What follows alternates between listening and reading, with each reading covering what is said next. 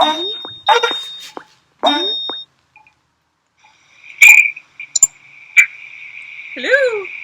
Hello. Hi. On. Hi. Hello. It's nice to see you. Yeah. Thanks for doing this with us. Where are y'all? Davis, California. Oh, word. Yeah, it's raining. It's over by like the state capital, like Sacramento. It's like right outside of it. Cool. Yeah, there's a university, lots of cows. There's cows? Things are important. Well, that's why it's called Vacaville. There's no next cows door. there. It's cow. Okay. All right. So should we get started? Should we jump right in? Dive in. Let's do it. Awesome. So originally we were going to ask you what it's like to hang out with Lev, but we just did that on Thursday, so we have to change the question a little. Huh? You got to hang out with Liv? Yeah. Yeah. Where was he? Yeah, he was in Santa Cruz, which is where I live, for a talk there, and then we went to dinner with him afterward. It was really cool. It was crazy. He showed us pictures of you on his phone, smoking cigars. Smoking cigar. Okay, so what we do want to ask you, though, is what your personal and professional relationship with him is like, and what it's like to work with him, and how that informs how you play Penny. Yeah, so I didn't know Lev until we did he came out to New Orleans when we shot the pilot in November of 2014, and we hung out with him that night.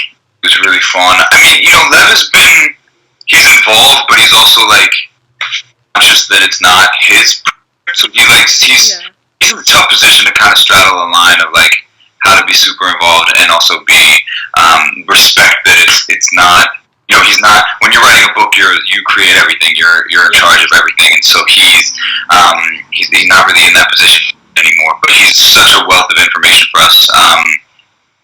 Him and I have just really had really fun and interesting conversations around, like, who he thought Penny was, just getting an outside perspective, I think, on the show and, like, performance and stuff like that. So, it hasn't been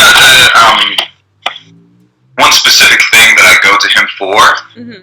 It's more just been, like, thrilling to be, like, become his friend now and, like, talk about life stuff and move past the show and just, like, talk about life and what he's going through and what I'm going through and how it, like, relates. And it's really funny that what I love about him is he's brutally honest and, like, very... Yeah. And so, he was very open. And I think he told me this because he knew it wouldn't bother me, but, like, he was not a fan of my casting at first. He didn't get it. Really? Yeah, really? Yeah, he was like, I don't get it. But John, Sarah, and Mike, especially Cahill, really, they were like, no, this is who Penny is, and you guys should ask him who Penny is to him in the book, like who Penny came from for him. I won't tell you that because that's a story to tell, but that's a fascinating thing to talk about. Yeah, we'll definitely do that next time. Yeah. Okay, so you want to ask the next one? Yeah. What would you do if you met Penny in real life? Like if you were a real person. Yeah, that's a good question. What would I do? It'd be fun. I mean, I would have a really fun time hanging out with Penny. I really enjoy hanging out with curmudgeon-y type people. Yeah. They're fun. I think that,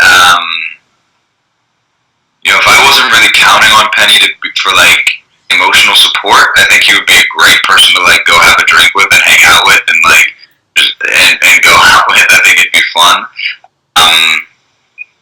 Yeah, that's what I would do. Awesome. Yeah. To me, though, I wouldn't be like, yo, what's up? I wouldn't. Organic. I would take some time. I'd play it cool with Penny. Yeah. I think you have to play it cool with Penny. Yeah, I agree. Okay, so we want to ask you too, we don't really know anything about Penny's backstory in the show so far. I mean, we know whatever little there is in the books, but we're wondering how you see what you imagine Penny's backstory to be and how that shaped who he's become. And this question is from Kat, who's at PunkBozy. We'll give you a list of all the Twitter handles that contributed at the end. Thank you, Kat. That's a dope question. So what are you Yeah, we have a video camera recording, like, capturing the chat, so. Yeah. Low free trader Beowulf, right? That's what I'm talking about. So this is to Kat, right? Kat, thanks for the question. That's a good question. It's a hugely important one. Me, Sarah, and John, and Mike even, before the pilot, I mean, actually even before I went in for my final audition, we're having really detailed conversations about who this person is. You know, Penny. What I was always worried about was, or not, one of the trappings I think of the way that Penny is written is that it could be done very one note, where he's just a dick without anything underneath. And I really wanted to build where that's coming from and what that source of pain is, because I really think that I think this is a theme for all of the characters. That they're coming from a place of a very particular place of pain, and so talking with Sarah and really getting on the same page about what that backstory was, about somebody that had been kicked out of the house at an early age on his own, very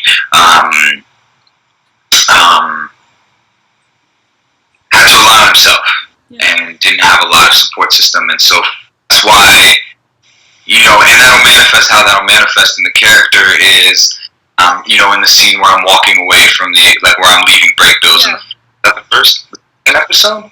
It's the second. Second. Well, thanks, guys. I don't even know anymore.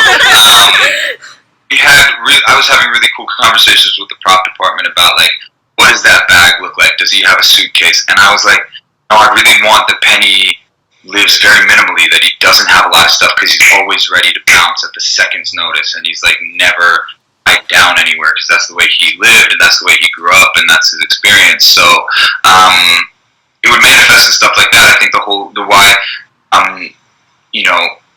Katie was originally he and I were supposed to actually, in the very original version, I'm not even supposed to know if I'm supposed to say it, but I don't really give a shit. The original version of the pilot, Katie died at the last pilot. Yeah. And then obviously that's not the case. And then it was 3 episodes, and then it was 6 episodes. And I was really happy that it took longer for that relationship to develop, because I thought that Penny, it would feel false. It would ring false if someone that was like Penny, who had such defenses and such a wall up, all of a sudden be able to be vulnerable with someone. So, really, those are the ways that it would kind of come up for us. And that's where I get to, and that's why I feel really blessed to be part of a collaborative process where I could feel like I was involved talking about backstory with them. Yeah. Awesome. Yeah. Can I ask you one quick follow-up on that? So you said Penny was kicked out of the house. Oh. I'm here with y'all. This is y'all's show, so you can do whatever you want. Well, thank you very much. You said that Penny got kicked out of the house at a young age. Do you have any insight or personal belief about why he got kicked out? I don't want to say too much because I think that that's something that we're still figuring out. I mean, it's not even, it was just kind of something that Sarah and I have talked about, that there was some point that he got removed from the house and that he was on his own. And I think that I have ideas on what I think it is, but I hope that it's something that we get to explore as the show goes on, and I want to leave that to Sarah and John to kind of have that creative freedom with. Awesome. Do you think that might be why he decides to go by Penny and not William? Yeah, I think that there's a story. I mean, I thought that was a really important thing as to why somebody uses that, and I wanted that, because he's William at the Yodi, and again, we had a really interesting. That was an interesting conversation around what would his last name be. Does he have a last name? Yeah. The book, he doesn't. He's just William. And, I'm Indian and I'm South Asian, and I wanted to honor that. And, we had that in episode 4 where we talked about it. And so I wanted to, so we had again.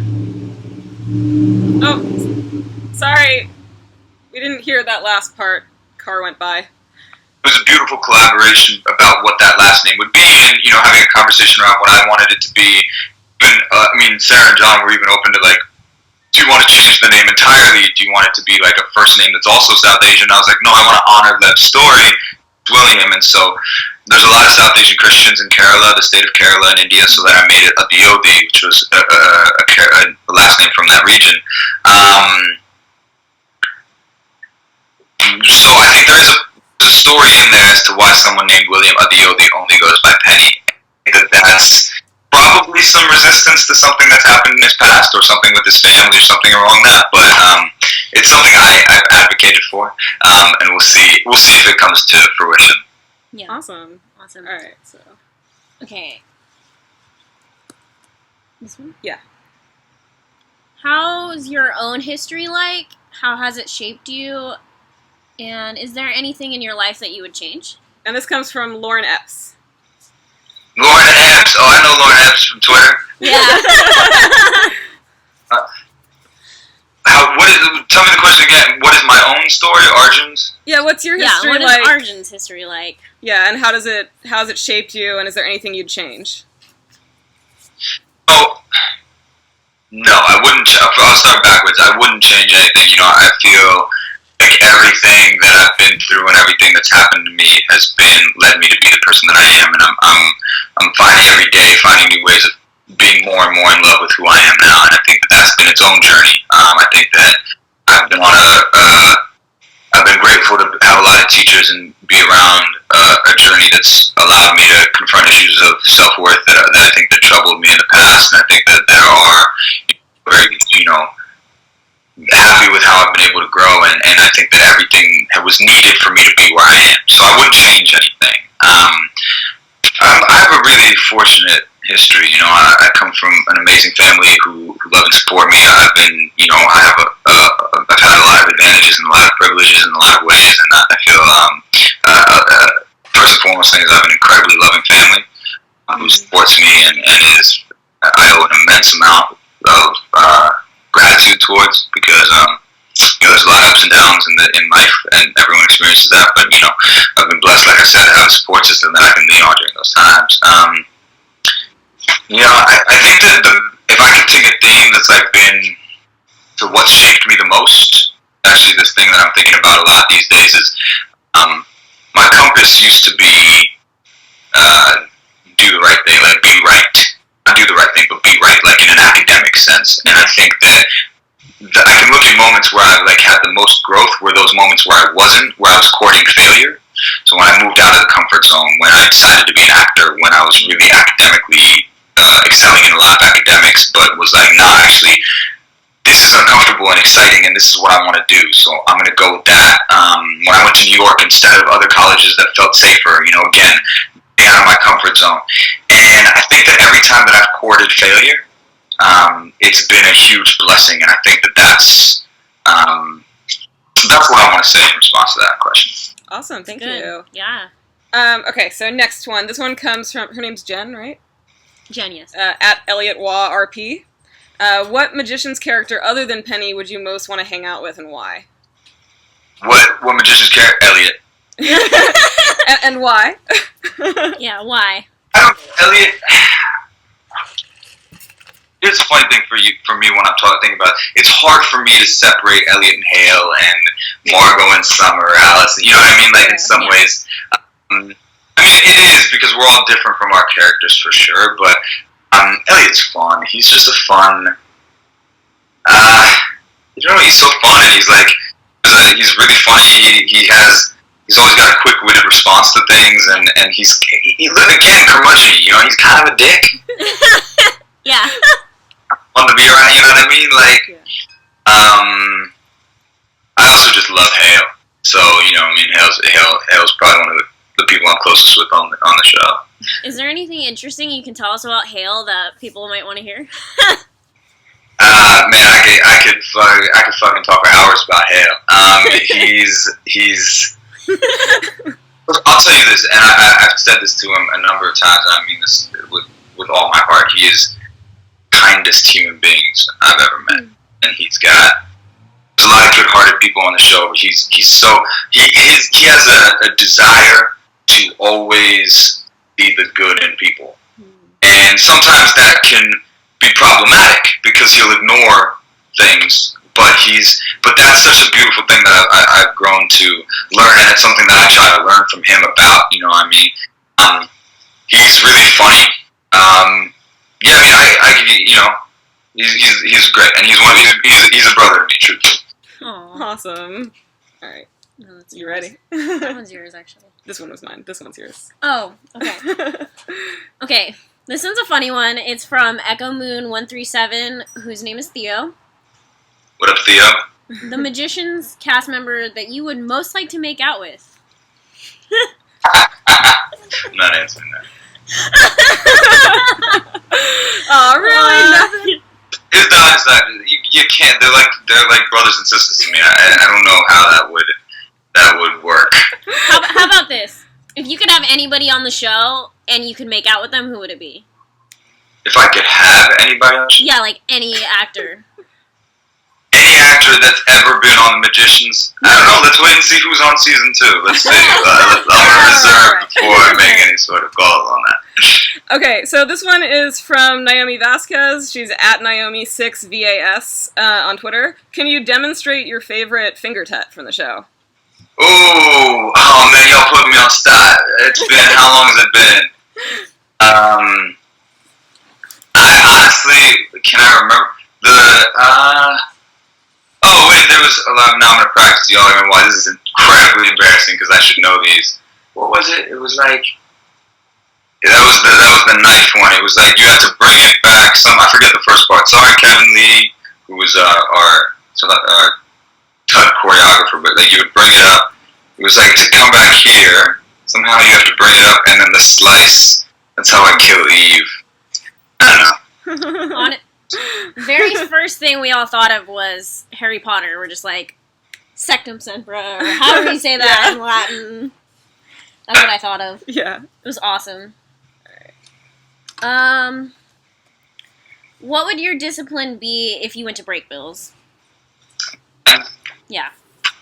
That's a good question. I'm going to have to think about this. What would my discipline be?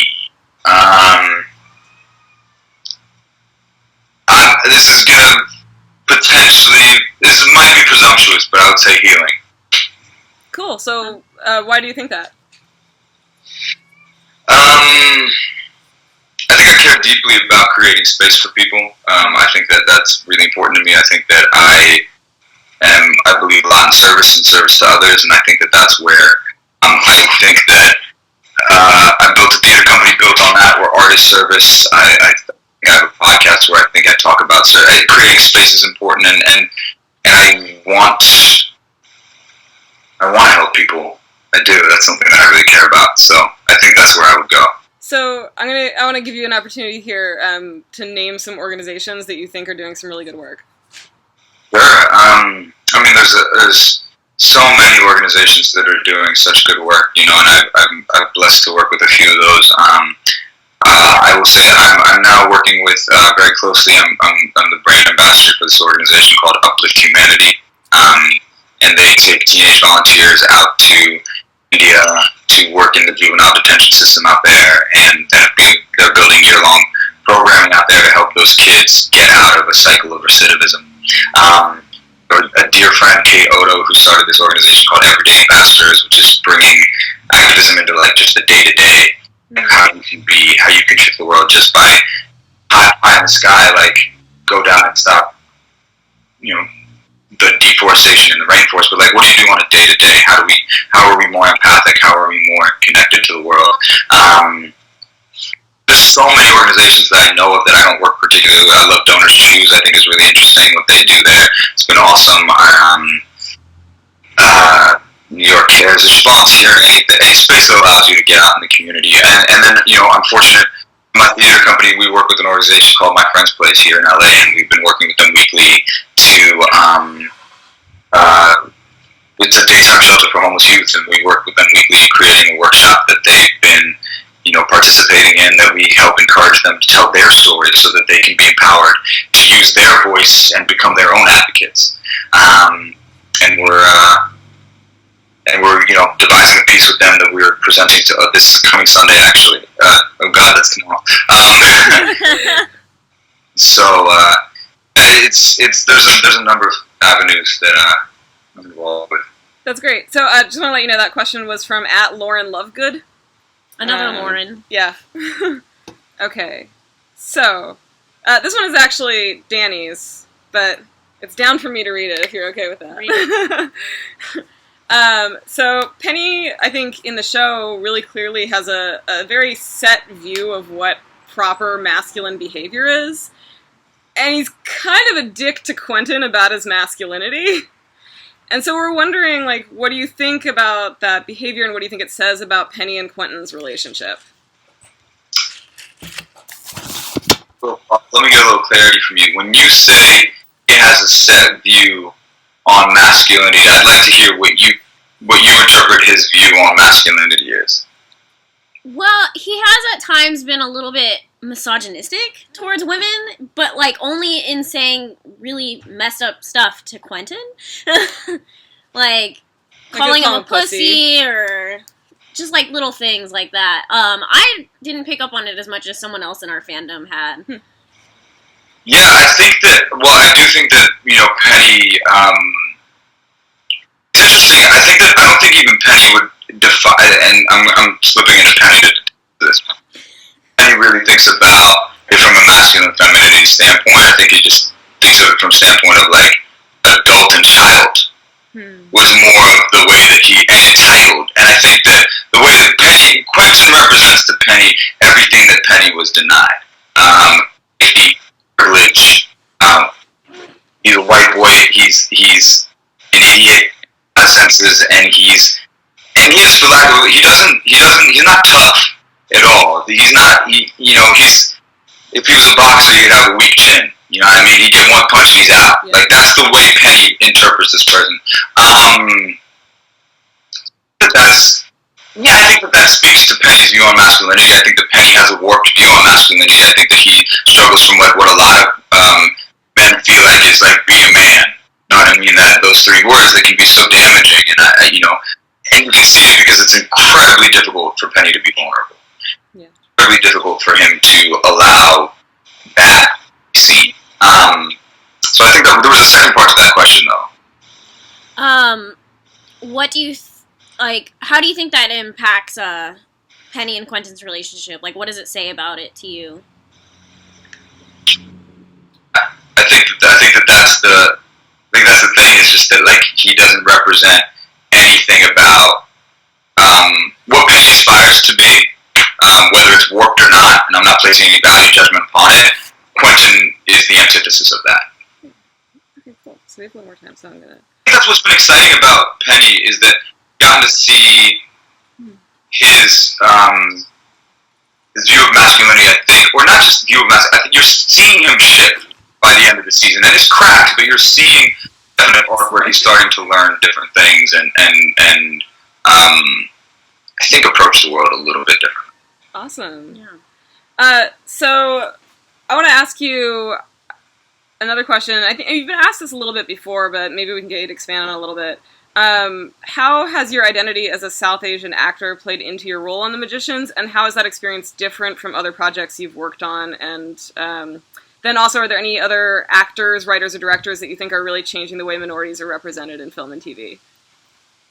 Yeah, so there's a lot in that question. And first of all, actually, these are amazing questions. These have been really fun, so I really appreciate y'all. I'm going to need help remembering some of these because there's a lot I want to unpack with this because I think it's important. How has my identity as a South Asian informed me as an actor? I think it has. I mean, it's just unquestionably been a part of my identity as an actor because it's part of what I've had to. It's both, just like anything, it has its advantages and it's had its advantages. You know what I mean? That's just the reality. I think I'm in a visual medium, therefore the way I look is important, and just like the fact that I'm tall has played a factor, just the fact that I'm seen in a societally way to be attractive, that the way that I have borders, the way that I have a specific voice, all of these things are at play. I think what it's allowed for me is more on how I view my responsibility. There's not as many South Asians out there, I feel, and because we've been fetishized to some degree and placed into, I did a paper about how there were 5 images of the Indian male in pop culture, and a lot of times they were desexualized and beta male. And so for me, I've been very proud to fragment that, to offer a different side. And I'm not alone. You know, there's Riz Ahmed, there's Manish Dayal, there's Sendil Ramamurthy. There's all these great Indian, you know, male. I'm speaking very specifically about men at this moment. So I think that I've been proud to be a part of that, and I've been proud that roles are always South Asian because I am South Asian and I advocate for that, but they were never South Asian to begin with, you know. In Nurse Jackie Sam, that was my first job. That was actually my first job was a movie called Motherhood, and that was a Bolivian character that then they changed to be South Asian, which was cool because he was a writer. Sam was a nurse; he wasn't a doctor, so it futzed with this whole model minority thing. How to Get Away with Murder, Khan. He was originally the character was Jonas maybe or something of that nature. Then they changed it to Khan when I got there. Obviously, The Magician's William, usually identified as like a white or potentially black, but you know the books are assumed to be fairly white. That's the kind of interpretation that's placed upon them. So it's been really thrilling for me to be given the opportunity and earn the opportunity to fragment those images in pop culture. I remember that there was a question about who I think is doing a great job with this. Is there another part to me and my South Asianness? I think you answered it in that part because we're asking about like how it's been different on The Magicians versus other projects you've worked on. Yeah. I think that The Magicians, you know, has been an extension of that, and I think that that's, you know, again, a byproduct of being a part of a collaborative process with John and Sarah. You know, I will always be immensely grateful for the way that John McNamara handled the fourth episode. You know, he was very long before we started, we had a script. He was talking to me about like, hey, this is what I want to do. How do you feel about this? How do I best execute this? And he really brought me into the fold early on, which I felt very grateful about. And yeah, it's also something that I'm always going to fight for. You know what I mean, and advocate for, and so it's been really an extension of every project I've gotten the fortune to be a part. Shonda Rhimes is who I think is doing it the best. I think that, you know, she's very conscious. Her quote is something that I'm use on a day-to-day basis with my theater company, with myself. Is I'm not trying to diversify TV. I'm trying to normalize it, and that's such a beautiful thing. It takes it out of like needing to be so active, like we need to change the world. It's like, no, we just need to reflect what the world actually is. Yeah. And that makes it feel like such a less, I'm using too many negatives, easier to accomplish. Yeah. I think that when we're trying to create change, if we make it seem like the change is easy, then it allows for a better chance of success. I think that's, if you don't mind my talking, like I think that's one of the things that we talk about a lot in the fandom about what is so great about The Magicians is there's been a lot of diversity in the casting, and it is treated like a totally normal thing in the episodes, and it's just canon. Yeah, I think that, you know, I'm Penny. I happen to be South Asian, and you know, it comes up and I'm glad that it wasn't ignored. I'm glad that it was talked about, and I'm glad that Quentin, it represents the entitled white privileged male, and then I'm glad that Julia is representing this and Margot is representing a different kind of brownness. You know what I mean? In a way that the way that Summer holds that is different from the way I hold that. I mean, I think that we can always keep going better. Yeah. I think that we can always keep improving and keep normalizing even more. I think that there's more that we have. You know, I think that's for everyone, but I think that The Magicians, we have that responsibility as well. That's awesome. Okay. Do you want to take one of these? Right. So neat. What about one of the other ones that we actually marked? So these ones we marked, but I think we're going to have... Close them? Do you want to close it? Is that... Okay. So... Yeah, you take that one. So... My friend Killy wrote this one, so she does the Julia Wicker roleplay. What's something about Penny that you think fans might not know or have picked up on? First of all, those role-playing accounts are so funny. So Keely, is it? Keely? Killy, thank you. You guys are doing a phenomenal job. I think that's so cool. What's a thing? I thought that no one had really picked up on the jewelry thing. I thought that was something that was really exciting for me, or maybe people haven't. Wait, what's the jewelry thing? So Penny wears very specific jewelry. Okay, so I have to backtrack and talk about Magali Guidashi. Again, every time I talk about the magicians, I want to shout the crew and amazing people behind the scenes because I couldn't do what I do without them. The crew we have in Vancouver is incredible. The designers we have are amazing. I can't wait. We start working June 20th, which is a month away. So I can't wait. And I've been texting and Facebook and talking to all this guy. I can't wait to see these guys again.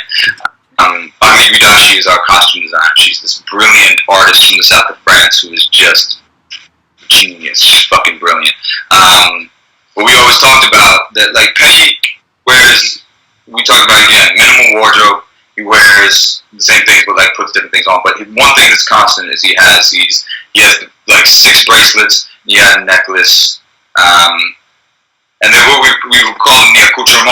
They were what I thought of them as my battle, my armor. And in the 7th episode, when we go to Breakville South, they disappear because everything disappears. And that was the break with Katie. And I come back, and it just felt like this shift. And then for a while, I was unadorned. Huh.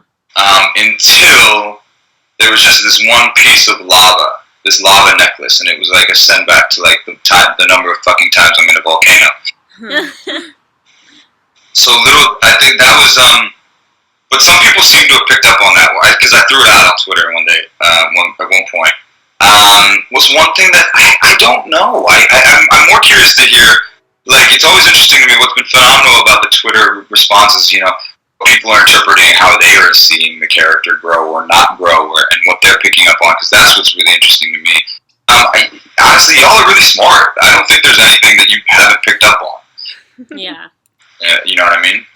I love, actually, the evolving relationship between Quentin and Penny. Even though the whole cheating thing happened, or I guess it's not really cheating if they were broken up, but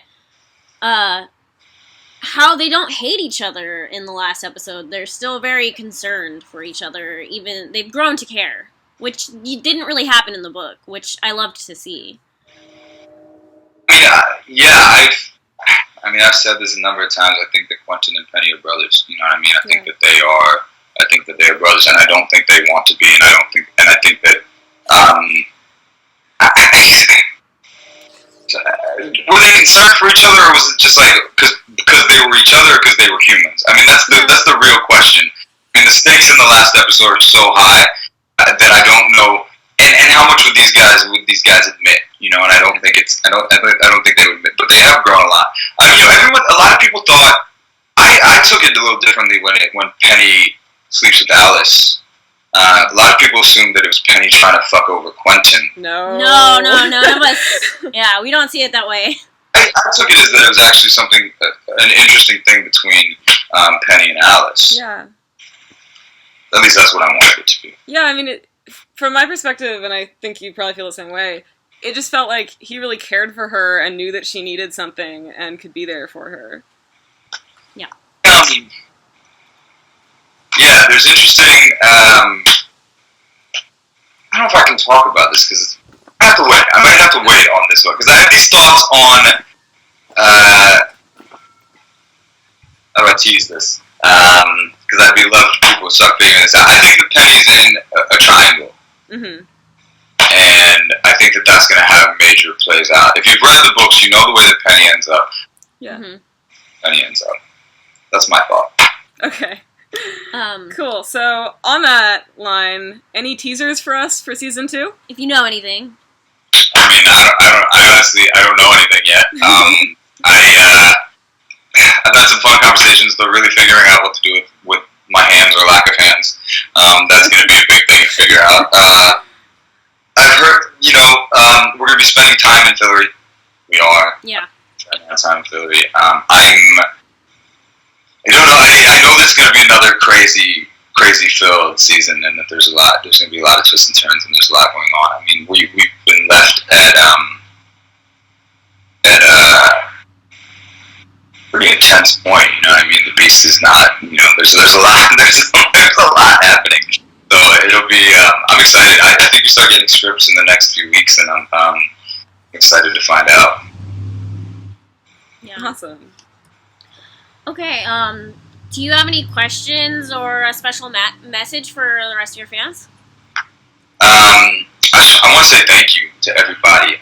Like I said, you guys have been incredible supporters. I don't really think of you guys as fans, as more like supporters. I think that feels like a better word. You guys are so engaged and have been so present with the show, and not just like, not passively. I mean, like in a very active and exciting way. And it's been thrilling for me to see the way you guys act and interpret, and what you guys are picking up on, and what's been impacting you guys. Because I think that we want this to have an impact. We touch on important things that are beyond just on story stuff, and it's always nice to know if that lands or not. So, but again, I mean, for me, it's just like, if we're just doing this in a vacuum, it doesn't mean anything. So to have you guys be a part of it is so. That's it. That's the fucking thing. That's the thing, is to have you guys be a part of it. So thank you. Awesome.